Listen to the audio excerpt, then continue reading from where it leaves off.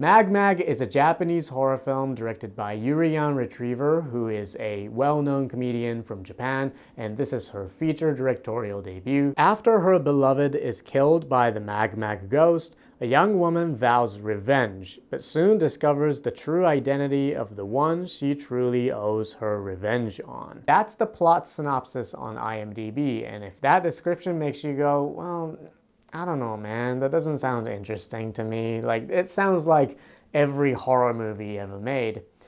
You might want to keep your eye out for this one, because what you just heard only scrapes the teeny little surface of what's actually in store. So if you've been following this channel for a while, you may know that I rarely watch or review new Japanese horror movies. But I was curious about Mag Mag because of who directed it. Now, I have to say, and I hope this doesn't come off like an insult, like I'm not trying to be mean or anything, Yuriyan Retriever is not one of my favorite comedians. She seems like a nice person, but her sense of humor is odd. I know she's been on America's Got Talent twice, and everybody there was in love with whatever the fuck she was doing.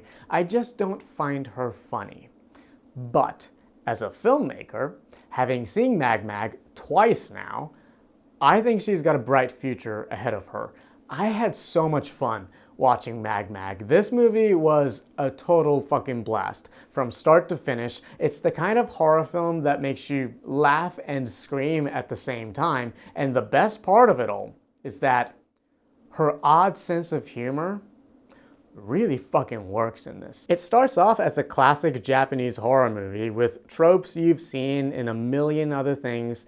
There's the creepy atmosphere, a big scary ghost terrorizing people. There are jump scares and creative kills and great sound effects and eerie music. The whole thing feels like a twisted fairy tale or something that's based on an urban legend. I think some of the greatest Japanese horror movies have all these qualities. And then about 25, maybe 30 minutes into the film, her sense of humor slowly creeps in. And as the story unfolds and we see twists and turns and revelations, and trust me, there are many, the film becomes funnier and more satirical, more subversive, and surprisingly more thoughtful. Mag Mag is a horror comedy, and I think how you react to its tonal whiplash is going to determine your enjoyment of it. I actually think this might be a film for people who don't usually watch or even like horror movies. I mean, yes, there are creepy bits in it, and yes, some of the imagery is quite unsettling, but the film never forgets to have fun with what's going on. And I'd like to think that's Yuriyan's peculiar sensibility. Like, I felt like she was having fun with the premise and the genre tropes and all these crazy tonal shifts, and she never took its story too seriously. At around halfway through the film, something happens. I'm not going to tell you what it is because I want you to discover this yourself. I want you to experience this on the big screen. But this thing, let's call it a set piece because it is a set piece. So this set piece happens, and it is fucking awesome.